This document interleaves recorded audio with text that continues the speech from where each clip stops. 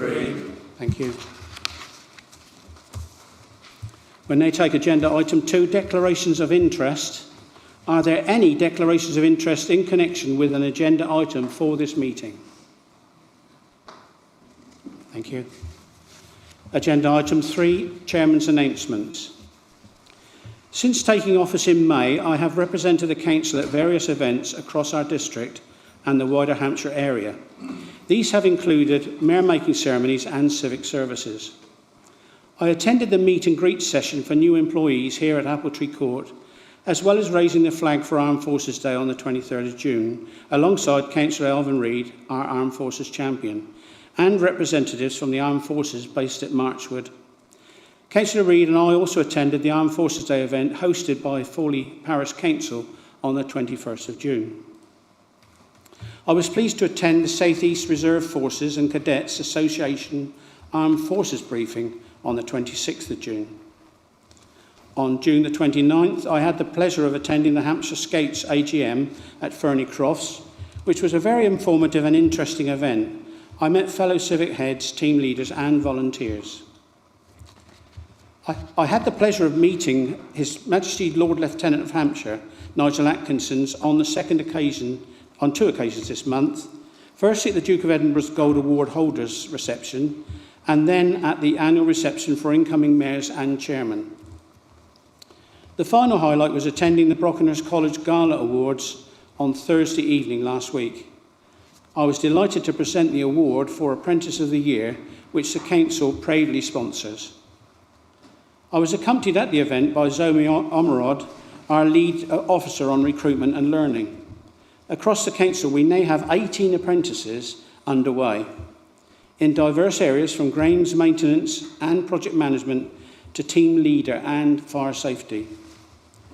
It was a pleasure to attend the event and present the award and to witness firsthand some of the budding stars of the future. To conclude, I'm looking forward to representing the Council at the New Forest Show later this month and encourage you to come along and visit our marquee, where our staff will be sharing information about recycling and our new waste service, with a variety of activities and games for the whole family. We now take agenda item 4, Leaders' Announcements. Leader of the Council, do you have any announcements? Yes, thank you, Mr. Chairman. Local government reorganisation. As leader, I have been representing the Council in our work with councils across Hampshire and the Isle of Wight. I have made my position very clear, and I have been pleased that I have the support of group leaders to back our campaign. Members have access to materials, and I would ask that you encourage your residents to take part in our survey. This, alongside our deliberative engagement, demonstrates our commitment to listen to residents' voices in making the case for the future of the forest. I have been meeting many of our partners recently and met with Andrew Parry Norton, Chairman, Commoners Defence Association, and Bryce Stratford. We discussed the importance of securing a strong future for commoning. At their request, on behalf of the Council, I have sent them a letter noting our recognition that the New Forest commoners self-identify as a national minority in the context of the Framework Convention for the Protection of National Minorities, and that they have a distinct cultural heritage and identity, with continuity that is tied to and defined by the specific territory of the New Forest. This is, of course, something that we are keen to preserve and ensure protected through local government reorganisation. SIL grant funding. I'm also keen that all members are aware that in readiness for 2026 to 2027, the Council has opened applications to local organisations, community grants and businesses for grants for up to £100,000 towards funding local infrastructure projects. The funding is available through the Community Infrastructure Levy, SIL, and the application window is open until the 8th of August. Over the last 2 years, the Council has awarded funds towards nearly 60 projects around the district. And finally, Defence Employer Recognition Scheme. I am proud to let Council know that we have been awarded silver in the Defence Employer Recognition Scheme, which celebrates UK employers who demonstrate exceptional support to those who serve or have served in the armed forces, as well as their families. This reflects a journey of continued progression and partnership working. And I would like to thank all our staff and our representative, Wes, who started this programme off on achieving silver. Thank you. Thank you, Leader. We'll now take agenda item 5, Report of Cabinet, 7th of May 2025. Members, this meeting considered one item which was resolved by Cabinet, the Rural England Prosperity Fund allocation for 2025-26. Does any member wish to speak on this item?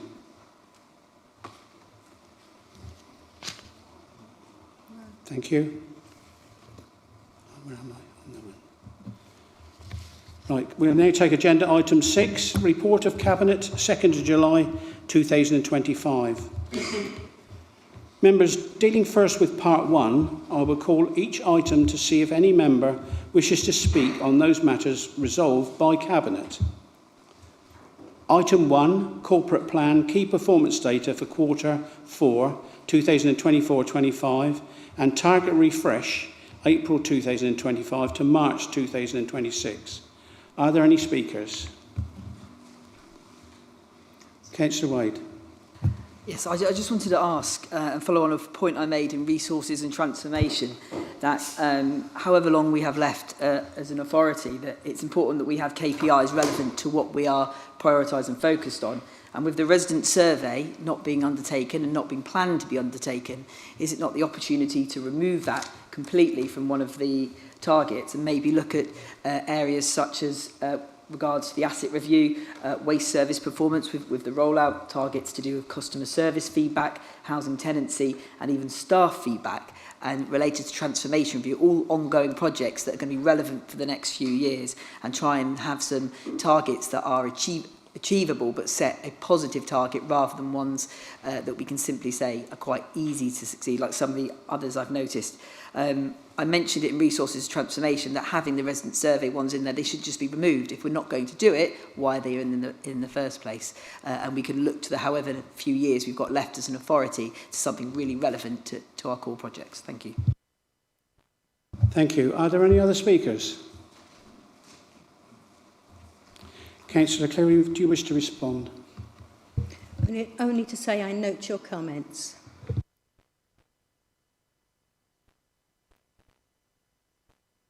Sorry. Item 2, Corporate Plan, Annual Performance Report 2024-25. Are there any speakers? Thank you. Item 3, Annual Complaints Performance and Service Improvement Report 2024-25. Are there any speakers? Thank you. We'll take item 4, Local Government Reorganisation, Programme Update, Governance and Resources. Are there any speakers? Thank you. Item 5, Public Space Protection Order, Review and Extension. Are there any speakers? Thank you. And item 6, Adoption of the New Forest Skills Action Plan. Any speakers, please? Members, moving now to part 2, I will call the relevant Cabinet members in turn to move the recommendations for Council. Item 7, Financial Monitoring Report, Provisional Budget 8 Turn 2024-25. This item had a number of matters resolved by Cabinet and a single recommendation for Council, seeking approval to add £500,000 to the capital programme to facilitate improvements across the Council's depot estate. Before debating the Council recommendation, does any member wish to speak on the Cabinet resolutions, namely the Provisional Budget 8 Turn and Year-End Rephasing for 2024-25, or the additional 350,000 to be added to the devolution and LGR reserve. Thank you, Chairman. Consistency is a good thing. And this council is nothing if not consistent. In the last 10 years, you've had massive underspends year on year on year on year on year. And the money has gone into various council coffers. And whilst I support the recommendations that you've put in this, the question is, or the point I want to make is, with all this money floating around, and as we have no rainy day in the future, because we don't really have a future, are we going to spend this excess money on things for the population of the New Forest to now? Because as soon as LGR comes along, that money will be gone faster than you can say positive variance.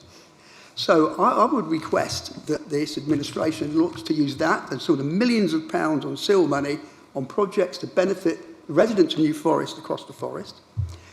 And taking into account keep the forest together and the drive so that the waterside isn't hived off, I am sure that in Forley, Marchwood, Totton and Hythe and Didland there are projects where some of this money could really help and enhance residents' lives.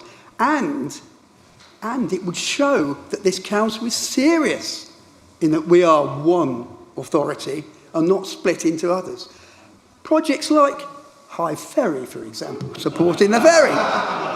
You may laugh, but if you're really serious, don't just talk the talk, you've got to walk the walk. And you've got to demonstrate that the much ignored waterside and its towns are just as important as New Milton and other places.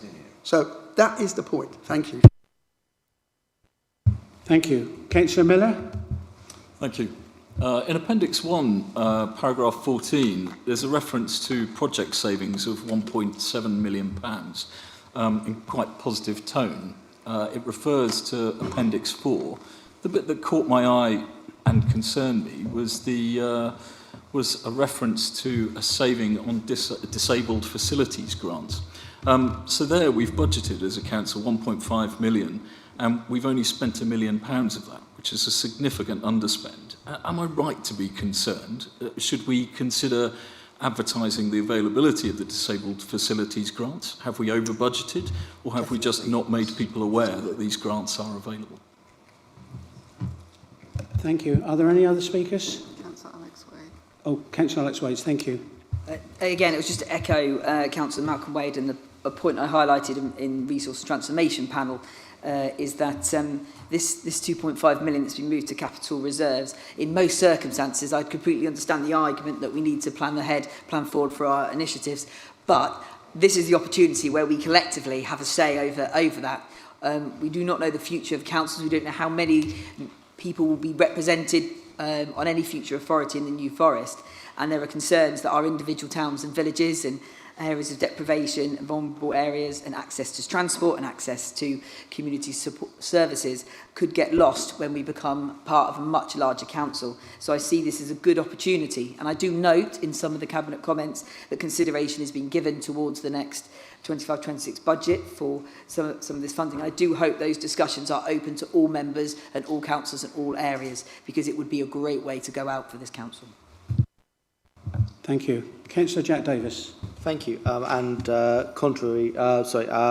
Supporting the comments made by my colleagues, Councillor Wade and Councillor Wade. I think that's they make very strong points. My query is more on the 350,000 for the local government reorganisation reserve. We're spending a lot of money on local government reorganisation. The government are obviously spending a lot of money on local government reorganisation. The county council is obviously spending a lot of money on local government reorganisation. We seem to be spending a lot of money. Consultants seem to be having a payday, and the worry is that this all means very little for our residents who just want good services and low council tax. I worry that we are being sucked into an argument when we could be focusing on our residents and focusing on the services that they rely on. Thank you. Councillor Harrison. Yes, Chairman, I'd like to associate myself with the remarks of other speakers that have gone before me.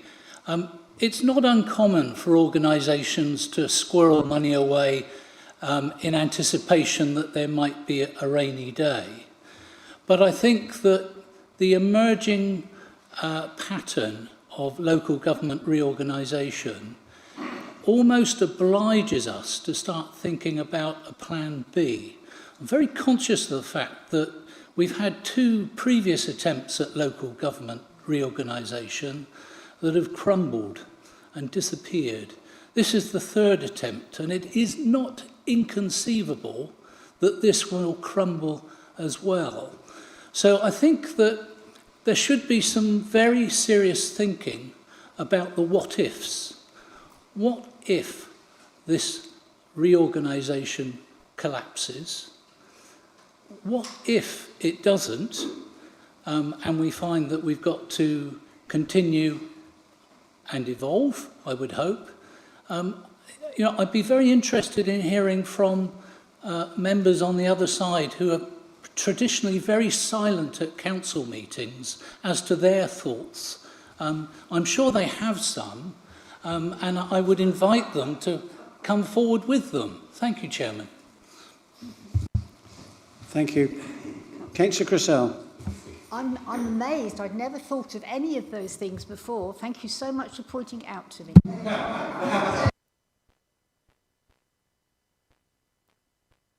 Do we have any other speakers?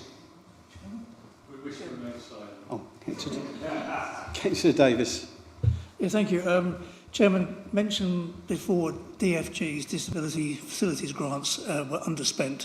I think it's safe just to point out that we had quite a generous £1.5 million set aside, and these are, of course, for private sector housing alterations. Demand just wasn't there. It's as simple as that. However, the HRA adaptations, in other words, our own housing stock, that's always overspent or very quickly spent. So there's quite a difference between the two. Happy to discuss further at any time. Thank you. Any other speakers? Councillor Heron, would you like to respond? Just a few things. First of all, I'll respond to Councillor Harris and his report about councils squirreling away money for a rainy day. Obviously not talking about Liberal Democrat councils there, because we know they don't know how to do that. What they do is that as they see a positive figure in the bank account, in the bank balance, and spend it immediately without any thought about what's coming down the track. And time again, they are caught in an uncompromising position because of this. So, yes, we do indeed carry reserves, prudent reserves, manageable reserves. He's also right that local government reorganisation has traditionally had some very bumpy ups and downs in this life. But unfortunately, at the moment, it is on the rise. And as a prudent and prepared council, we have indeed put 350,000 into the LGR reserve. It's not a huge amount when you think about it, not nearly as much as the county council have put in to their reserve to deal with this, an organisation of which I believe he's a member, and I'm sure he supported them in their decision. Yes, being a good team player. We were fortunate enough to have a positive outturn on the end of year budget. That was through a number of issues, one of which was a better than expected performance in our investments. I'm delighted to have these positive outturns. Believe you and me, when you see what's happening to local government, we could do with every single penny that we get in. We also have had an issue with some rephasing, which is just a matter of life and fact. Every organisation has to rephase things, especially when we're looking at capital projects. Malcolm Wade, as he laments the poor, forgotten, lost Waterside, seems to have forgotten that we've got the Totton Regeneration Project going forward and that we're investing significant amounts of sums positively. He's also possibly forgotten that we also have Ealing Tide Mill, which is going to need a significant amount of money invested in it. So there are issues going on that side of the forest, because we do indeed see it as one forest, a single development.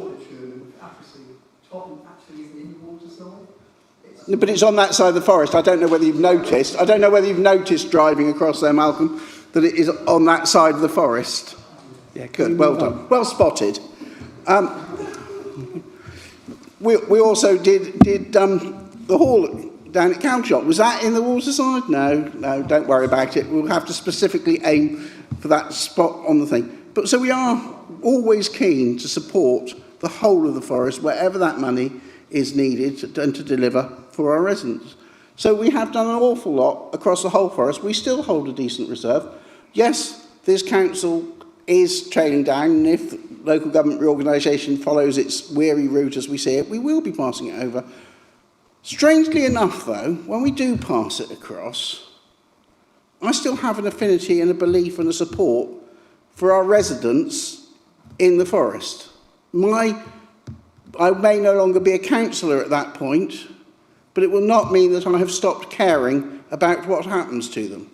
So I don't know whether you're planning to hand across a bankrupt council to the next people carrying the baton, or whether you want to hand across an area that's in its best point. Wind it up, please. Yes, I will. I'll wind it up there, Chairman. I'm happy to finish it there.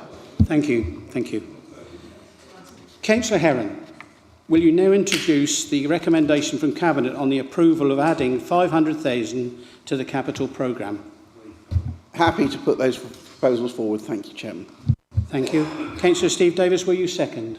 Very happy to second, Chairman. Thank you. Members, this item is now open to debate. Are there any speakers? Thank you. Members, we will now go to the vote on the recommendation in the report seeking approval for 500,000 to be added to the capital programme to facilitate improvements to the Council's depot estate. I will now ask officers to proceed with an electronic vote for this item. Thank you, Chairman. The electronic vote is now with members, and that's to approve the recommendation in the report seeking £500,000 to be added to the capital programme. Please vote for, alternatives against and abstain.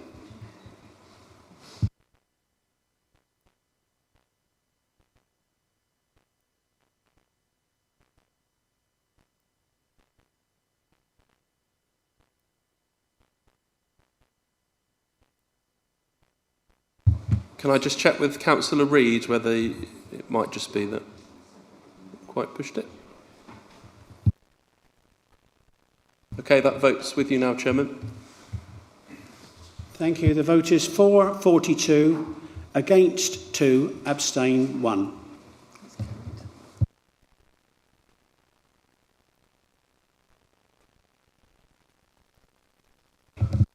We'll take item 8, strategic asset management.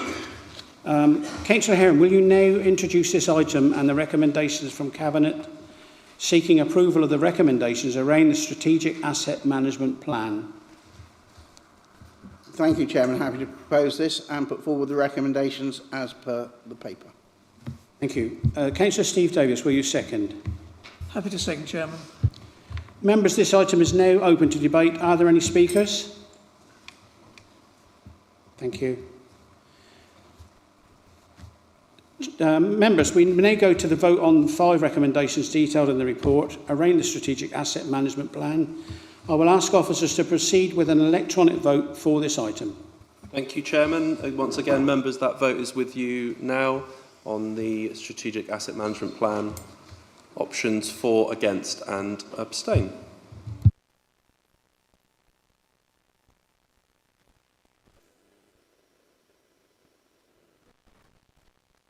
Just closing the vote now, Chairman. Okay. Thank you. The vote is 43 for, against 1, abstain 1. Thank you.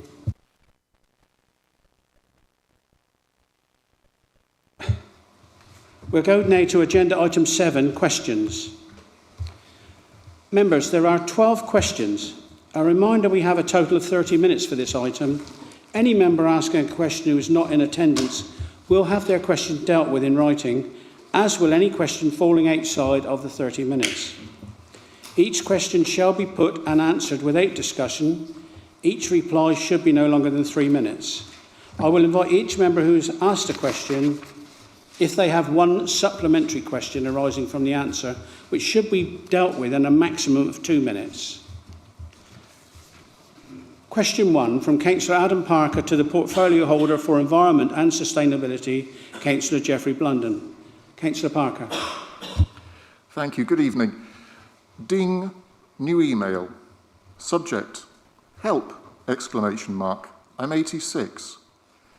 Message body, I'm an old lady living alone and I'm being lied to by New Forest District Council. My stinking full general waste bin should have been collected last Friday. I have contacted them 3 times. Sorry, since then. Councillor Parker. Forgive me, but that's not your question. It's a preamble that I believe was permitted. I'm sorry, it's not.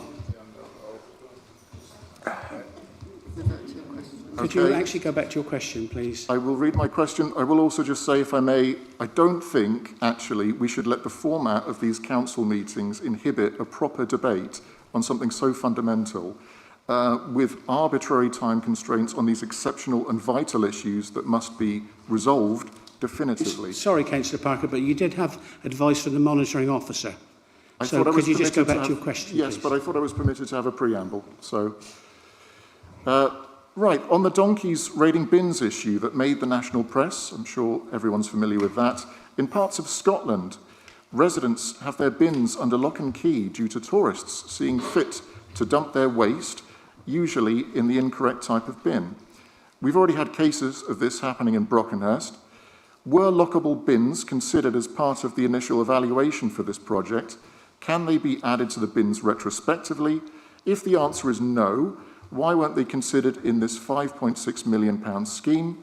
And the common sense solution to what's been happening in Brockenhurst is to disregard the one-size-fits-all policy and let people leave their bins behind their gates and fences if they're at risk of donkeys. So can we make that policy? Thank you. Councillor Blunden, do you wish to respond? Thank you for that question.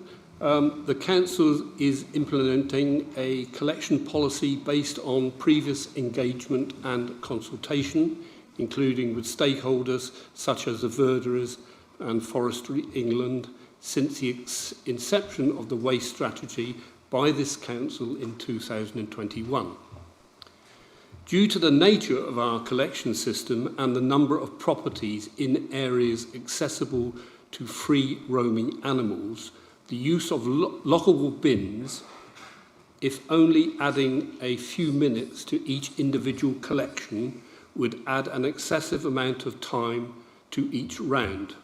Substantial changes would increase the cost of the collection and require additional staff and vehicles to complete the collection rounds. However, we are continuing to monitor the animal strikes on bins and caddies and set up a form for residents to report any incidences, and we will consider if any changes to our operations are needed. At present, we know the scale of this issue is still small, but to deter animals, we ask residents to ensure that the food waste caddy is presented in a lockable position and that no food waste is added to the general waste bin. We will continue to engage with residents, commoners and verderers on initiatives to reduce animals accessing the waste. I'm sure you will agree that our new bins are an improvement against the plastic sacks which were so easily ripped open by animals.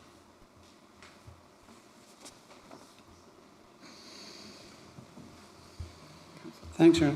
Councillor Parker, do you wish to answer a supplementary?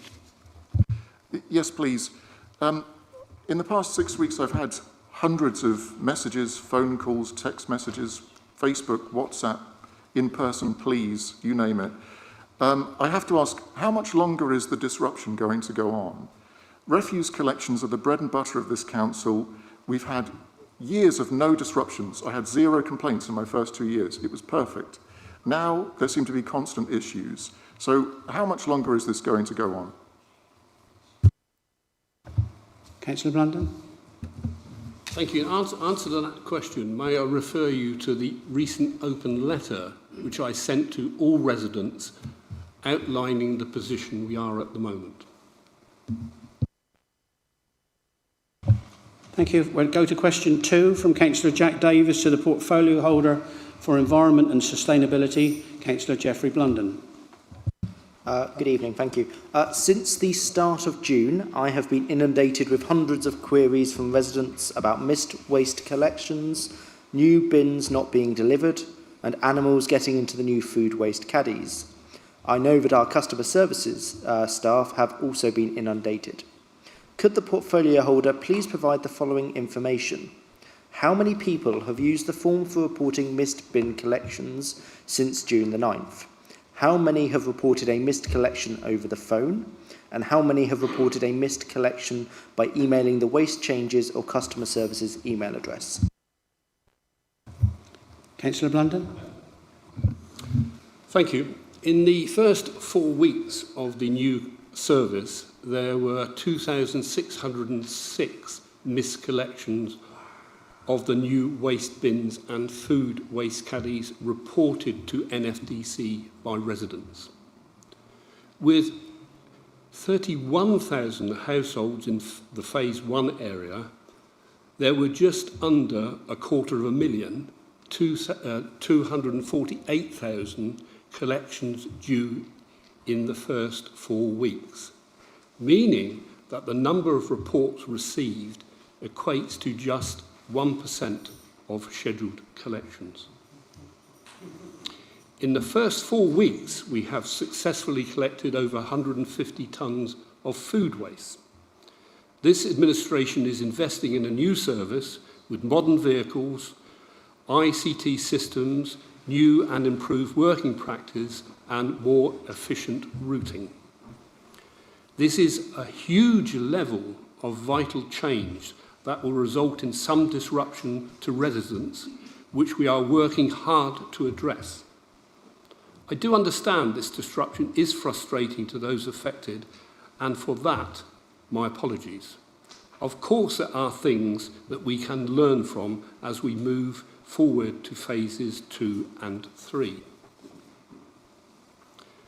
But do not judge the service rollout on this disruption in the early weeks of the scheme. Judge it on the positive outcomes we expect when the waste strategy was approved, which we are now seeing. Reduced waste sent to incineration, reducing the carbon impact of waste disposal, increasing our recycling rate, improving the range of materials we collect from residents, and complying with the government legislation on food waste. We're improving working conditions for our staff and reducing litter spillage from sacks on collection day, and many other benefits that will deliver us a modern, fit-for-purpose service. Thank you. Councillor Davis, do you have a supplementary? I do, thank you. Thank you, Councillor Blunden, for your response. 2,606 reports seem to contradict the Council's previous statements. These are isolated incidents. When this service that people pay for through their council tax is not being done properly, will the Council start offering refunds on council tax for the 2,606 households affected by missed bin collections? Councillor Blunden. Yeah, thank you for that. The short answer is no, but I would ask you to put the context of the numbers in relation to missed bins against the overall service that we provide, which has not been disrupted. Thank you. We take question 3 from Councillor Colm McCarthy to the portfolio holder for Environment and Sustainability, Councillor Geoff Blunden. Thank you very much, Mr. Chair. I'm sure that Councillor Blundell is getting fed up with all these questions regarding the bins, like we are ourselves in Leamington and Pennington. But my question really is, how many complaints have been made by residents regarding the rollout of the new waste collection system? Councillor Blunden. No, I'm certainly not fed up with the questions, because it is an important subject. We fully expect that there to be some initial issues in the first few weeks and months of the service change. We don't shy away from the fact that our briefings or communications in the lead up to the service change, as all members are aware, we are delivering what can be quite reasonably described as the best part of 30 years worth of change in our first phase residents in the first 6 weeks. And that is in line with our policy. For anyone still unclear about what that involves, it is moving from a weekly to a fortnightly collection. It's also about adding new crews on updated vehicles and technology. It's about delivering revised and more efficient routings and introducing food waste services. This change is complex and it affects all householders involved, and it comes with a high levels of expectation.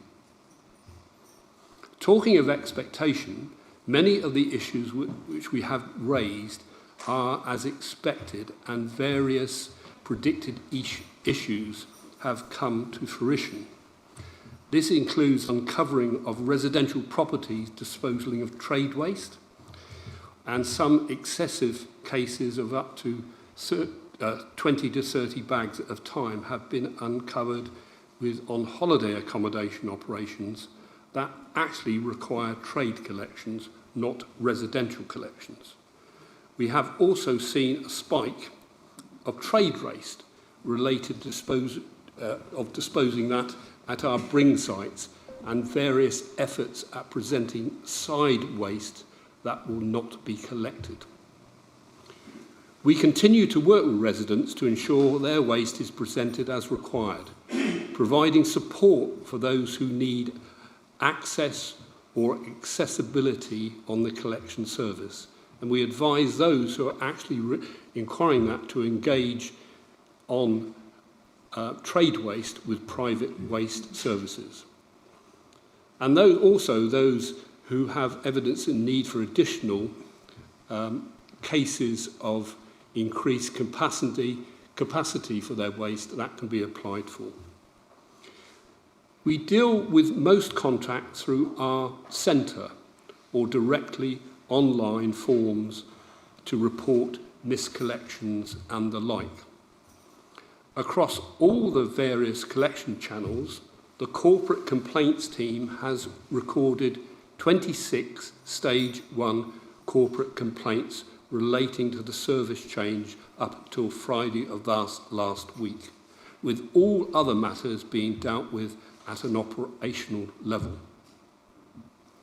Personally, I would like to put on record my thanks to all our operational staff and the council staff working tirelessly in the background to iron out any problems and issues with the system and deal with matters as they arise, and continue to deliver waste collection service for the absolute vast majority of residents and that is 88,000 households without any issue. Thank you. Councillor McCarthy, have you got a supplementary? I have, Mr. Chair. Thank you very much. Thank you very much, Councillor Blundell, for that information. And as you mentioned there, that it is quite complex, which I do appreciate your position.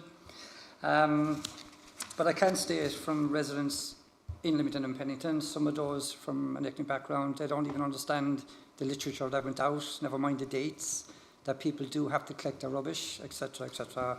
And not only that, but we are getting a number of complaints from people that have been waiting over an hour on telephone calls and emails, and some people haven't even got the emails response.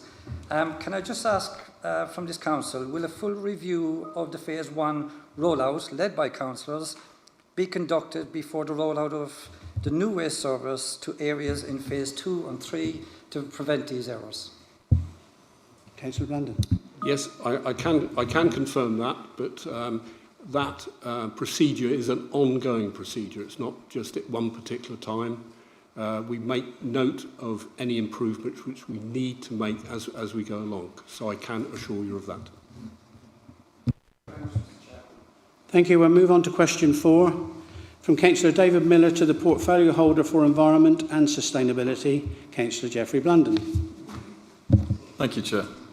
Ahead of the Phase 2 rollout of wheelie bins, what changes are the Council considering to reduce complaints by residents, minimise pressure on our frontline staff and improve communication between the implementation team and the ward councillors? Sorry, Councillor Blunden. Thank you for that question.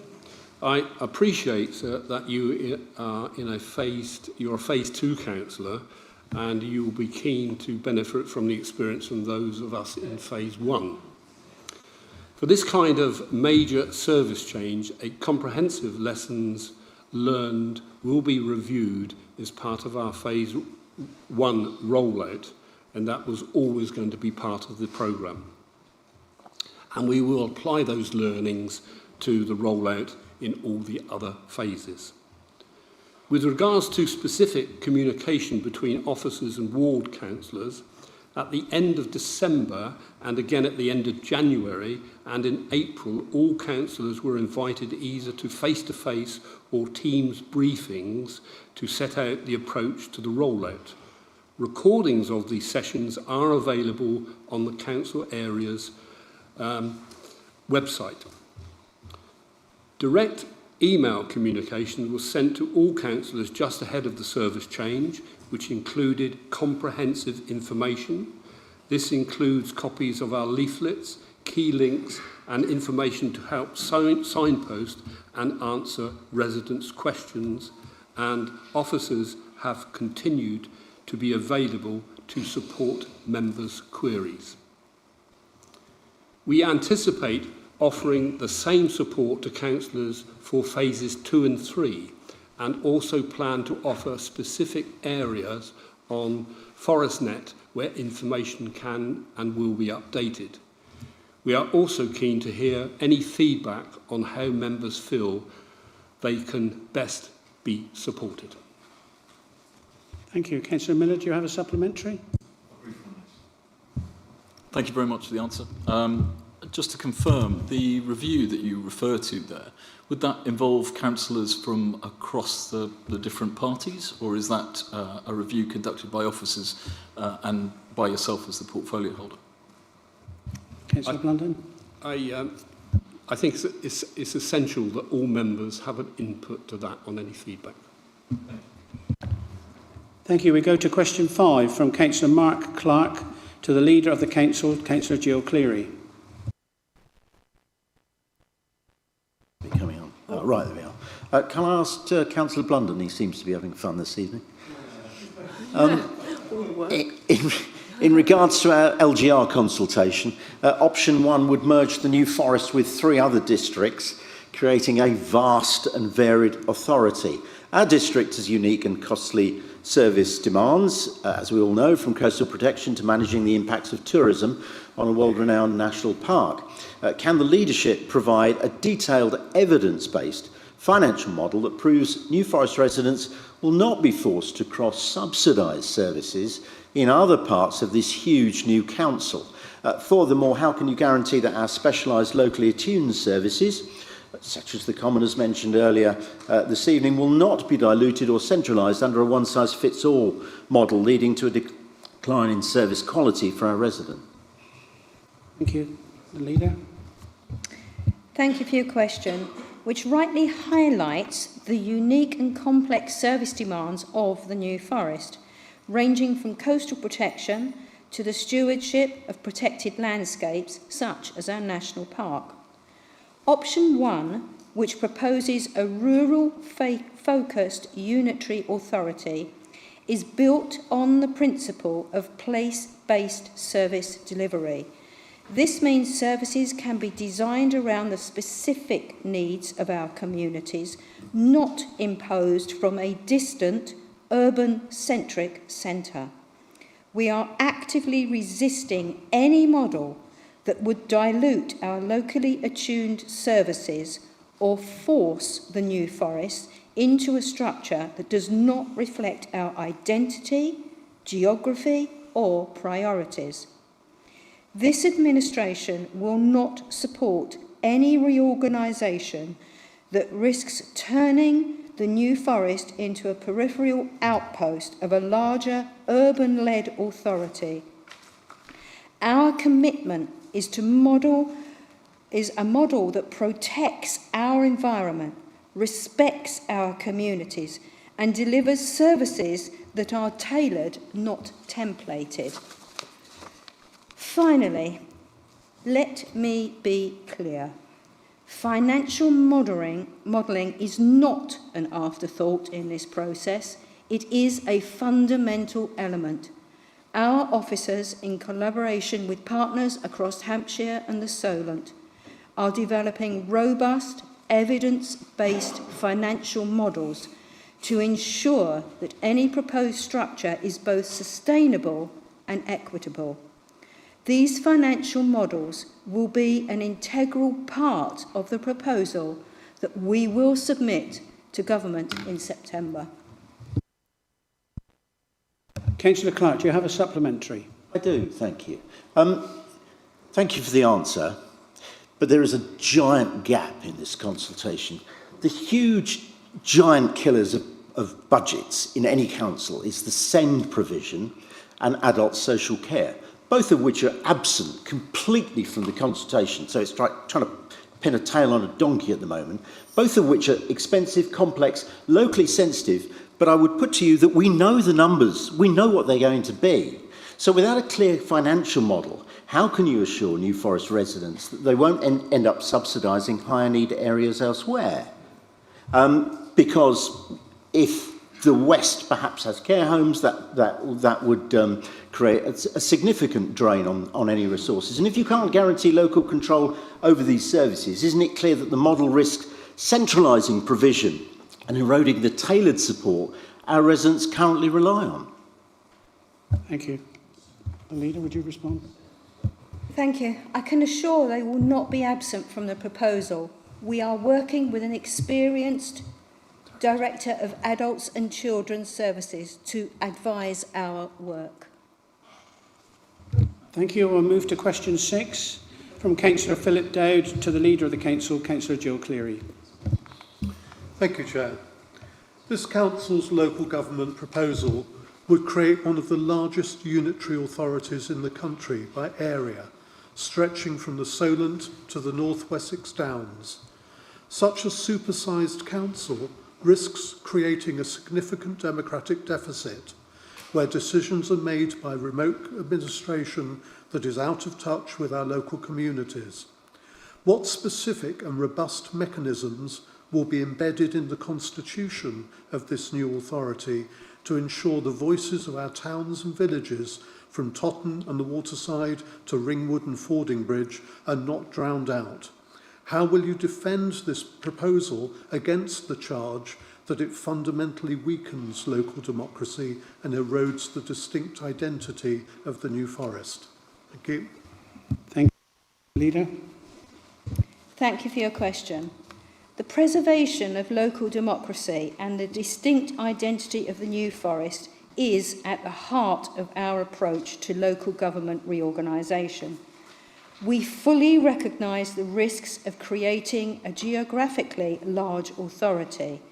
That's why our preferred option is not simply about size, it's about structure, service design, representation and accountability.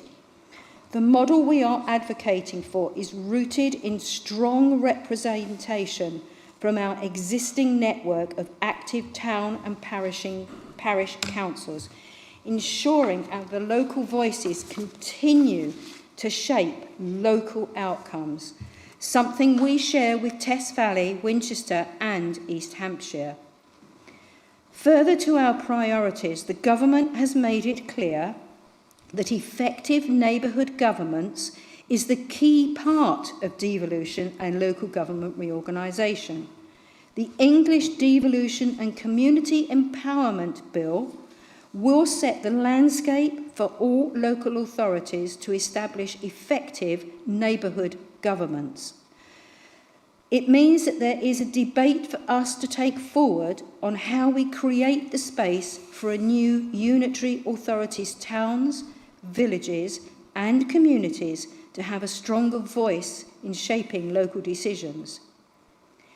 As to the new forest's distinctiveness, the bill and the LGR process both emphasise place-based governance. This means that any new authority must reflect and respect the unique character of its communities. The government will expect any reorganisation proposal to demonstrate how it will preserve local identity, ensure democratic accountability, and deliver better outcomes for residents. And we believe that option 1 gives us the best chance of doing that. Thank you. Councillor Dead, do you have a supplementary? I do. I mean, you've partly answered this in your response, but I'll ask it anyway. As councillors charged with promoting our model, we need to be able to compare and contrast the strengths of our model with the other choices.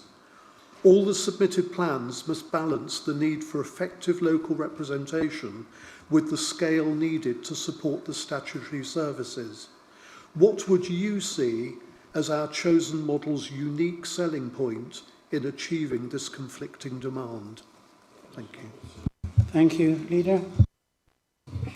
I must make it clear, we do not support LGR, but we are making the best that we can.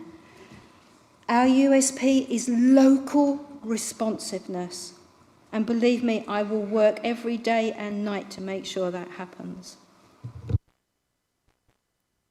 We will take question 7 from Councillor Steph Osborne to the portfolio holder for Environment and Sustainability, Councillor Geoffrey Blunden. Thank you, Chairman. Fly tipping is increasing in local roads, which are not seen as a responsibility of NFDC to collect. This leads to further fly tipping, as it's almost impossible for the residents to solve when it cannot be disposed of at the local recycling centres. Would it be possible for NFDC to produce a leaflet to help residents deal with the fly tipping issues they face on what is deemed private land and cannot be disposed of at the tip? What advice or signposting regarding how to prevent further fly tipping in these areas can NFDC support our residents with? Thank you. Councillor Blunden. Thank you for that question. Fly tipping is a known problem within the district and something that both our street scene and enforcement teams work extremely hard to manage. NFDC responds to and removes and investigates fly tipping on our own land as quickly as possible to reduce the environmental and visual impact of the waste. However, clearance of material disposed on privately owned land is the responsibility of the landowners or persons in their control. Officers from the Environmental Enforcement Team seek opportunities to work with landowners to identify the perpetrators or persons responsible, and where identified, proceed with enforcement action. The organisation of waste collection and associated costs are the responsibility of the landowner. Following the transition of the Environmental Enforcement Services to the Service Manager for Community Safety, CCTV and Support Services, we are considering opportunities for providing further advice to residents and to businesses in areas of fly tipping, and certainly will consider your suggestion. Information can also be found on the Council's website. Thank you. Thank you. Councillor Osborne, did you have a supplementary? Yes. Would it be possible, as I've had complaints in the last couple of months from Holbury, Fawley, Ealing, and today Lyndhurst, not very many yards away from here, where people are reporting the fly tipping, and it's sat there 3 weeks. So I was going to send you an email tonight, but I didn't have the time to send it before the meeting. I'll send it to you afterwards. But would it be possible to arrange a suspension of recycling centre fees for residents who are trying to clear their area of fly tipping? For instance, trying to deal with large amounts of soil or rubble.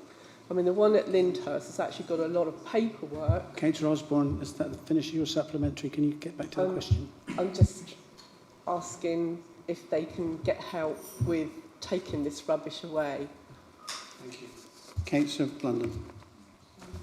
I'm not sure on what help that we can provide directly, but I will ask officers to look at that particular area. It can be quite complex on responsibilities.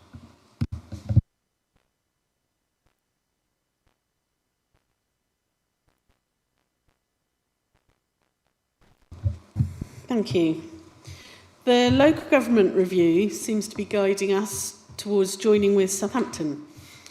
What is the leadership doing to put the case for our area being of a very different economic character and to ensure that our local economy is protected from a big business comes first attitude?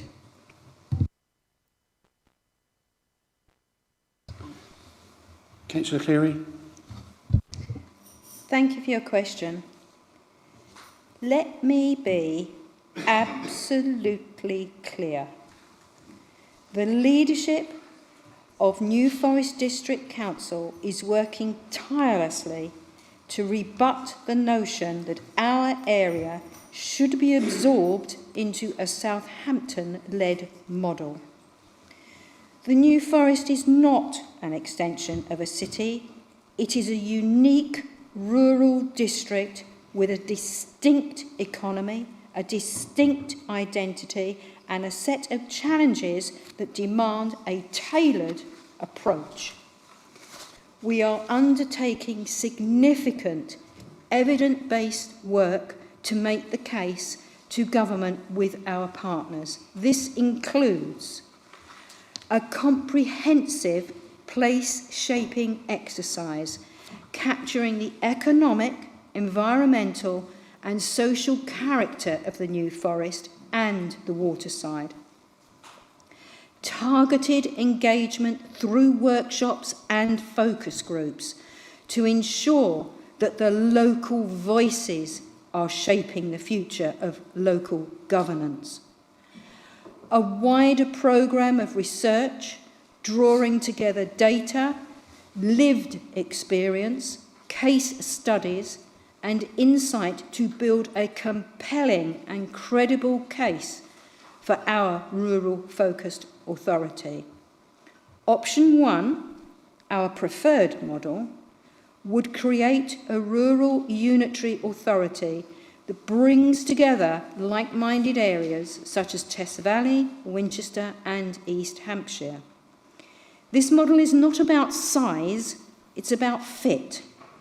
It allows us to design place-based services that are rooted in the needs of rural communities, not dictated by the priorities of an urban centre.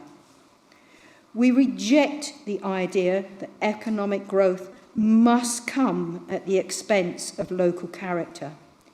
Our economy is built on a blend of sustainable tourism, small businesses, agriculture, environmental stewardship, as well as larger industries along the waterside. Option 1 supports this by enabling local economic strategies that reflect our values and protect our assets, including the national park and our coastline. We are not standing still. We are actively shaping the future, and we will not support any proposal that compromises the identity, economy, or the democratic voice of this New Forest. Yeah. Thank you, Councillor Rackham. I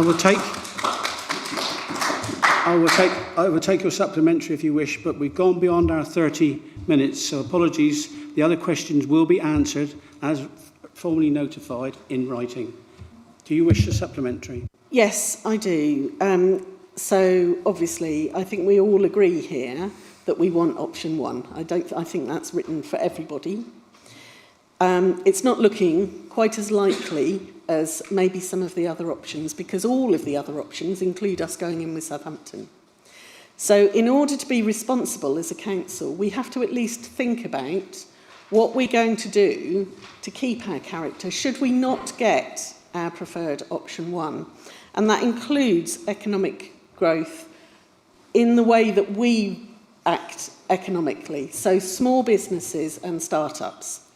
Although you say that Rackham, can you make the supplementary, okay, please? Although you say that you're absolutely clear, and it's great to hear you're doing the research, I'm still left wondering exactly what you're going to do with that research when you have it. Could you please answer that? Thank you. Councillor Cleary. I will use that research in the very best possible way to support what the New Forest and its residents want. That is option one. That is joining with like-minded councils. It is not, under any circumstances, being led by some damn city organisation. Thank you.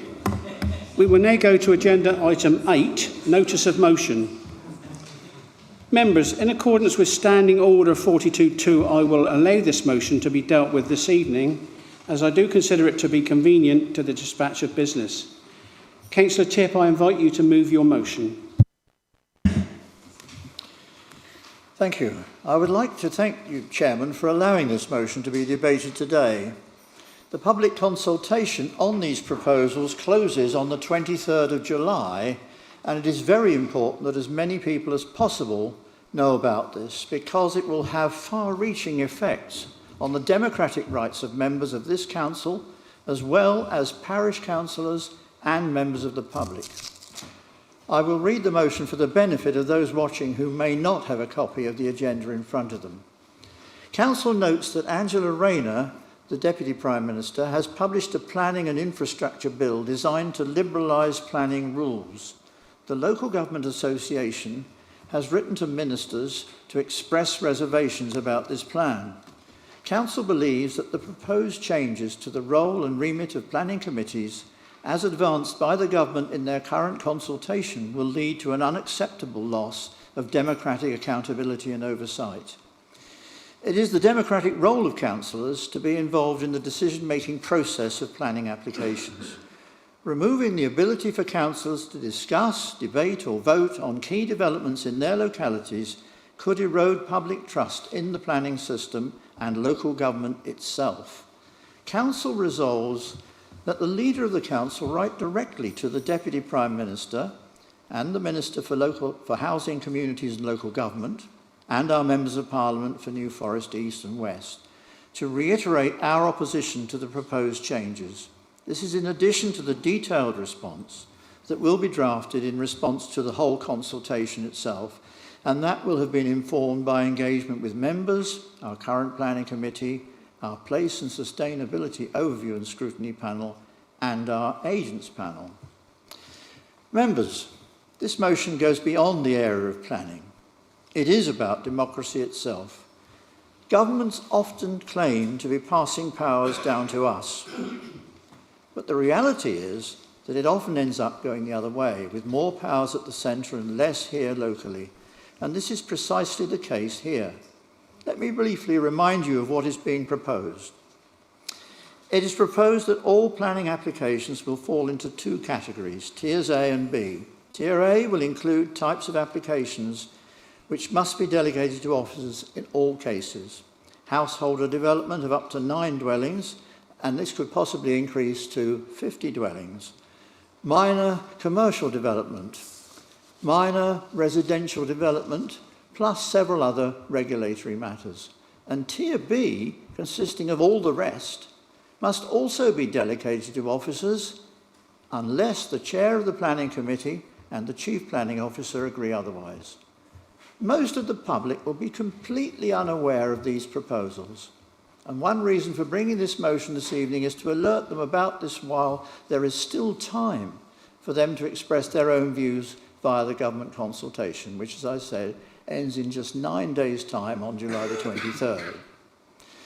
There are other proposals in this consultation to do increased training and other less contentious matters. This motion is specifically related to the plans for the government to mandate what local planning committees can and cannot do. At present, there is discretion as to what each local authority can do. This government does not appear to like discretion. They seem to prefer to dictate to us and tell us what they are making the system, that they are making the system more efficient. They seem to love trying to make local government more efficient, if only they could do it to themselves. But they do not know what is best for us. We are a special place, as we always keep saying, with individual requirements, and our residents elect us to provide these local services. We have our own discretionary scheme in place, a system that in the main works well. It is not perfect. There will always be occasions when a case is referred to the planning committee unnecessarily. But that is the price of democracy. Better that a few unnecessary cases go to the committee than any case which should go is prevented from doing so. Parish councils, as well as our elected members, currently have a right to disagree with the officer's recommendation and so trigger the application to go to committee. And I believe that is the right approach to ensure that it is seen to be given a fair hearing, a safety valve which most people accept. That is why I'm bringing this motion to you this evening, and I urge everyone to vote for it to send a united message to the government that we will stand up for our residents and we want to retain control of our own planning committee system. Thank you. Thank you. Councillor Ward, I understand you will second this motion. Would you like to speak now or later in the debate? I will second this motion. I will not speak now. Thank you. Members, can I call any speakers on this motion? Councillor Wade. Thank you, Chairman. I would like to say I fully commend Councillor Tipp's motion and fully support it. I think every member in this chamber, regardless of political persuasion, is democratically elected to represent the residents that put us there. Now, in planning, as I sit on planning, there are clearly planning applications that should be passed and should be failed. But it's a very large chunk that actually are judgment calls.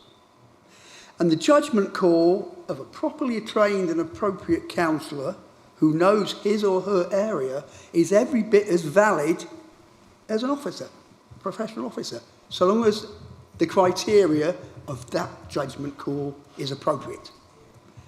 So it is about democracy, and I do totally agree with Councillor Tipp's perception of this. We are elected by the people of New Forest to represent them, and our knowledge of what they need, what the area wants, what our locality is like, is something that only a local representative can have, because it's not a fact in a book, in a lesson. So that's why it's important we should have a view. So I will be supporting. Thank you. Councillor Harrison. Chairman, in my long and distinguished career, I've spent many hours on planning committees, both with the District Council and the National Park, and reflecting on all the many years of dealing with planning matters, I have noted the erosion of powers that councillors have, and I think that is most regrettable. I've seen many instances where councillors, using their local knowledge and their feel for what their communities need and wish, have gone against officer recommendations. And I think that is a really good thing for democracy, because people vote for councillors. They don't vote for officers. Having said that, Chairman, whilst I'm going to support Councillor Tipp's motion, very unusual thing to do, I have to say, I do think our position has been somewhat weakened by the performance of this council in terms of delivering affordable housing over the years. I think a lot of people will say the New Forest is short of affordable housing, particularly for young people, and I think this is a widely recognised fact. We would be in a stronger position if our record on affordable housing was much better. And I think government are probably showing their frustration. They will probably accuse us of NIMBYism. But I don't think that the answer to this is to take away our democratic right over the planning function. And so for that reason, I'm happy to support this motion. Thank you. Councillor Rackham. Thank you. I sometimes think I've sat on several different levels of planning committees, and I sometimes think that the impact of planning is very much underestimated. Through planning, you can give people homes, but you can also take away a freedom that they might have enjoyed, fields, woodlands, etc. And I think being able to view that at a very local level is absolutely vital. So I commend you, Councillor Tipp, and I think this is a really good motion and would agree with it wholeheartedly. Thank you. Thank you. Councillor Alan Glass. Thank you, Mr. Chairman. It's unusual to get so much agreement across the whole council, both sides, and I am surprised to be agreeing with Councillor Wade this evening. I think that shows that what we're saying in Councillor Tipp's recommendation is very strongly felt by everybody in this area, and I should imagine everybody in the country. I've sat on the Fawley Parish Council Planning Committee for about 30 odd years, and the number of times we've had reports by officers, some who have very little knowledge of the area, that don't fit in because we're a very rural area that has a little bit of an oil refinery. And some of the things that have been said by officers about what you can't do around the oil refinery are laughable. So I think it's about time we dug our feet in, really stuck our vote in for this and supported Derek Tipp as far as possible before any planning errors are caused by this loss of localism. Thank you. Thank you. Councillor Clark. Yeah, thank you, Chairman. Just firstly, just to briefly answer Councillor Harrison on affordable housing, he seems to have forgotten the nearly 600 affordable properties that we are on course to deliver and probably above that amount. So we are doing well above what we other councils are doing in that respect. But in terms of this motion, I fully support Councillor Tipp. We're already seeing the consequences of planning changes in terms of we're now being told by the government to be target driven. They're looking for their 1.5 million. They're asking us to deliver 1,511. I would have been happy with just around 1,500, or would I? But when we look at that, that is if you're target driven, it fails to take account of the actual area in which we live. When we look at local government review, we keep talking about our heritage, the uniqueness of the New Forest, etc. The government seems to totally forget that around 63% of our New Forest district area is within the national park, and they can provide about 50 houses. The remainder is expected to come from a very small area, which also contains areas of special interest, landscape issues, etc., etc.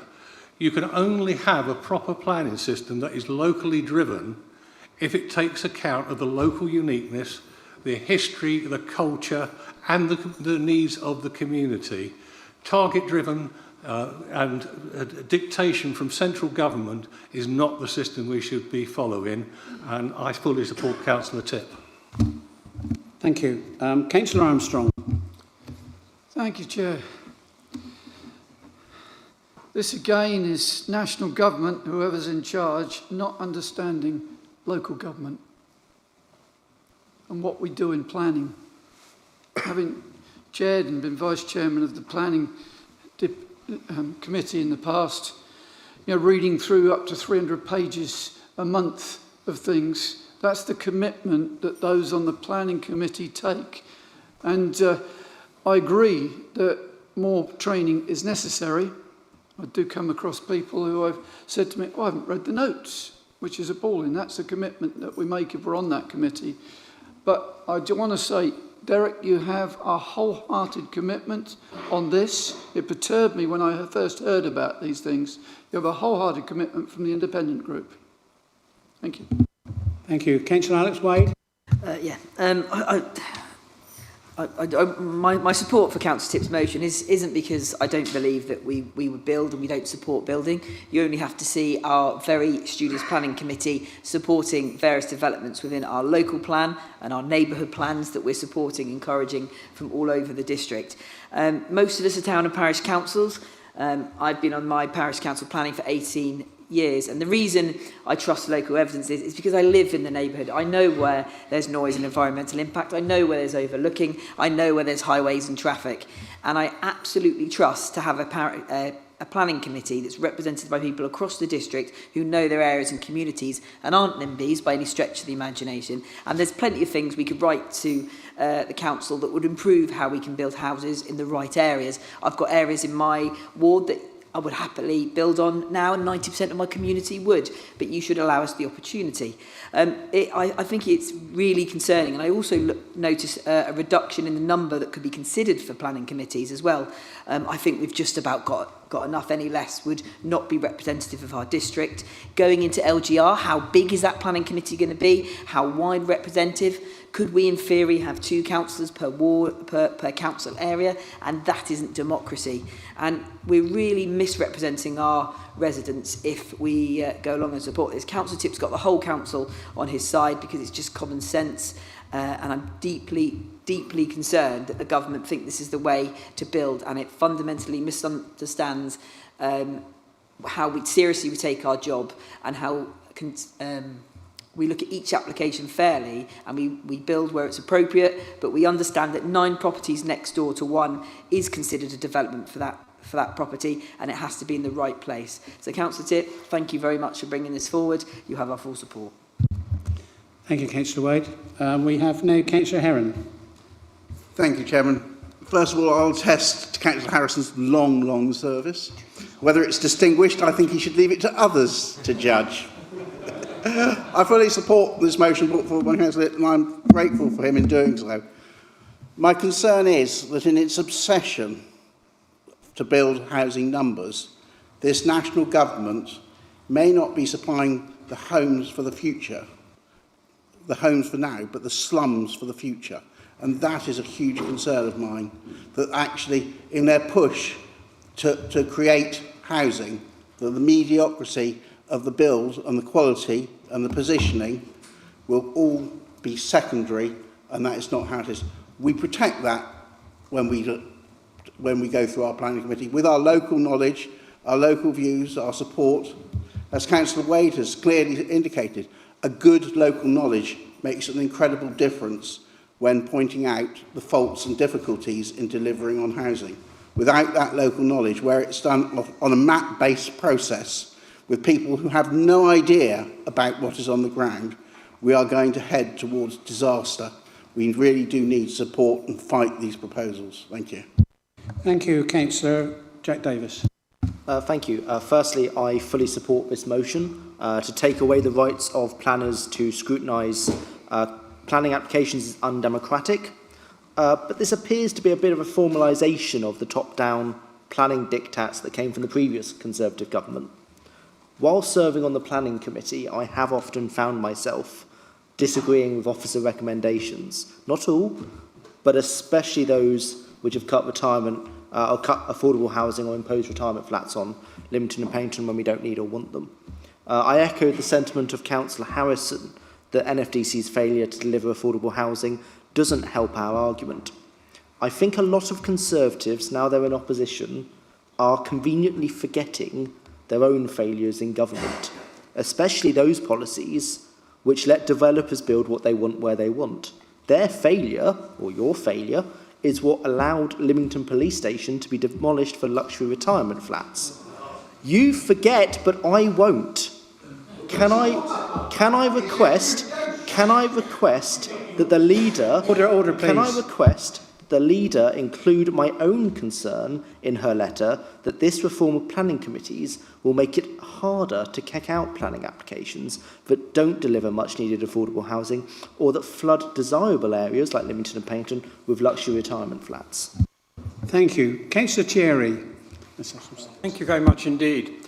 I was quite happy with the way that the debate was going until Jack Davis decided to make it a political issue. And I think that's particularly sad, that every time you seek an opportunity to score points, it does you no good.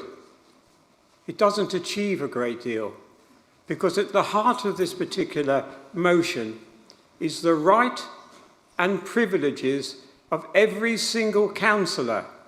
That is far more important than any political statement that you have made.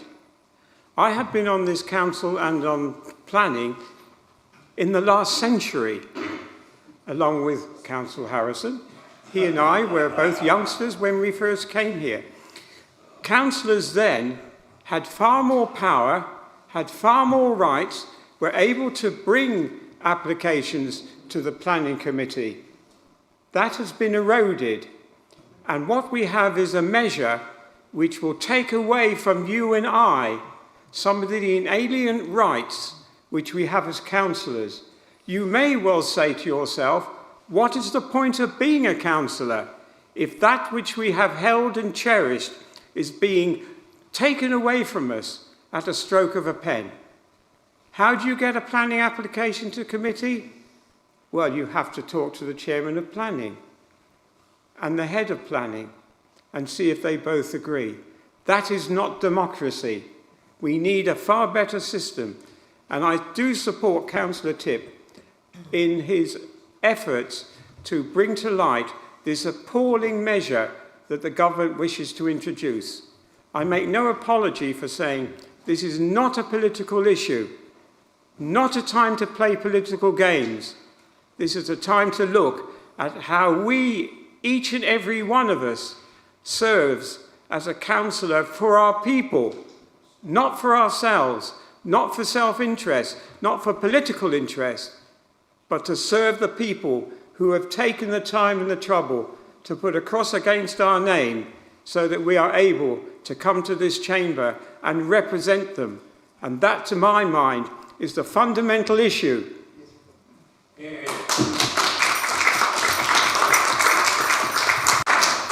Thank you, Councillor Thierry. Councillor Hayward. Thank you, Chair. I'd like to thank Councillor Tipp for this motion, and I really commend it. I will be supporting this. I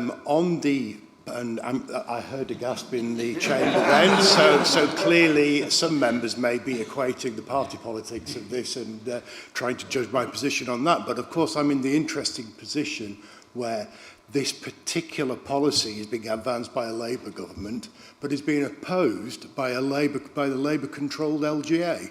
So on party politics, it's in a really interesting position. So I can fold straight back to the arguments that have been well presented by a number of people here. I fully support this government's drive to create the houses that this country needs and that future generations need. I give that 110% support, but I do not see how the changes to planning committees, and in particular how decisions are made, will support that. I think there's much more to lose in removing the democratic element from planning committee than there is in expediting or making more efficient the decision making that councils will have. And because we will see LGR, which will quite likely have planning decisions made over a broader area, but by people who possibly understand our area less than that, I think it's more important that we keep the local view, we keep the view of our town and parish councils strong, because at the end of the day, I'm a town and a parish councillor. They are the people that know exactly what's happening in their local area. So for all these reasons, I will be supporting Councillor Titt's motion tonight. Thank you. Councillor Richards. I'd just like to thank Councillor Titt for his recognition of the role of parish councils in this, because so often parish councils feel ignored by the planning system. But at least here in the New Forest, we do allow them to request that a decision is put to the planning committee if they are not in agreement with the officer's recommendation. And I think that's really, really important, to allow the parish council to have that role. So basically, I think the government needs to butt out and let us do it our way. And so I support this motion. Thank you. Councillor Hawkins. Very shortly, I just think it's an affront to local and national democracy. And we should be very careful to hang on to democracy, because otherwise we'll end up with a dictatorship. And we've seen how they've gone down the pan. So I will support the motion. Thank you. Councillor Parker. Thank you. I will support Councillor Tipp's motion, and I'd just like to say stirring stuff from Councillor Thierry as well. But I have to say, and I can't let it pass without note or criticism, that this talk of democracy falls short with me tonight. It seems unduly lofty, even outright disingenuous, when I will be leaving this meeting feeling largely unheard on the bins rollout, which for some Brockenhurst residents has felt like a crisis. It is this council's bread and butter, and it's happening right now. It's not some lofty, distant ideal. I've counted at least 2 Conservative councillors having literally fallen asleep tonight. How cherished is our actual democracy here right now? Thank you. Councillor Mbala. Mbala. I have to say, for the first time tonight, I felt so much passion and vigour that councillors from both parties supporting this important motion. You've done me proud today, and you should be proud of yourself, so thank you very much.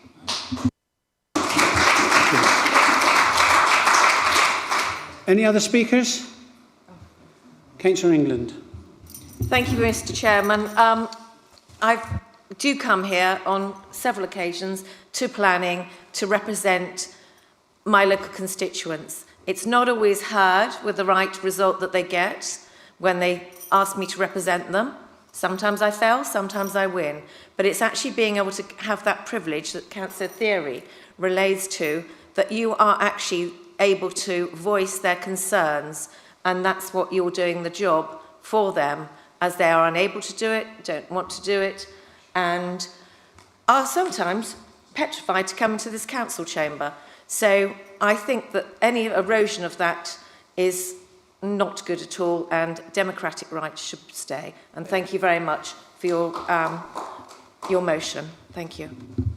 Thank you very much. Councillor Ward, do you wish to respond? No. I don't think there's a lot I can add to what's been an excellent debate.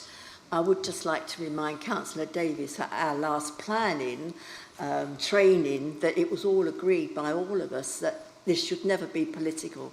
Planning's never a political matter. And I was quite surprised to read in the Times today that the mayors, the elected mayors, will be given responsibility to actually make decisions, bypassing all of us. That was quite scary to read that. So, as I said, it's an excellent debate, and I don't really have anything more to add to it. Thank you. Thank you. I'll call Councillor Titt to... Well, my thanks to all those who took part in this debate. It is very nice to see that we can all agree on some issues, regardless of the party we are in. In reply to Councillor Harrison's point about affordable housing, it's my opinion that the planning committee has always done its best to get the maximum amount of affordable housing that they can on a project. But the rules have prevented them from doing so. And I think they've done their level best. So I congratulate the planning committee on that. And the main thing now, I think, is both individually as well as in our various parish and town councils to complete the consultation questions. Don't forget before the 23rd of July, and hope that the government listens. I must admit, I do not have high confidence on that, but it's the only option we have, and so we must take it. Thank you very much. Thank you, Councillor Tipp. Ask officers to proceed with an electronic vote. Thank you, Chairman. The vote is with members. That's the motion proposed by Councillor Tipp this evening. The options in front of you.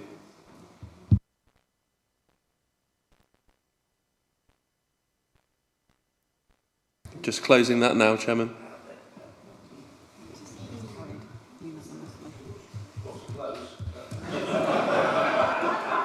I think we can say that it's carried unanimously. Thank you. Oh, sorry. Move on now to agenda item 9, membership of committees and panels.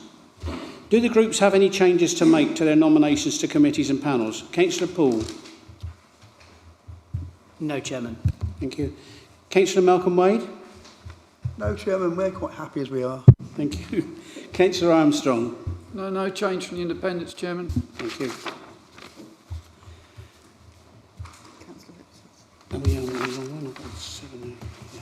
Sorry, Councillor Richards.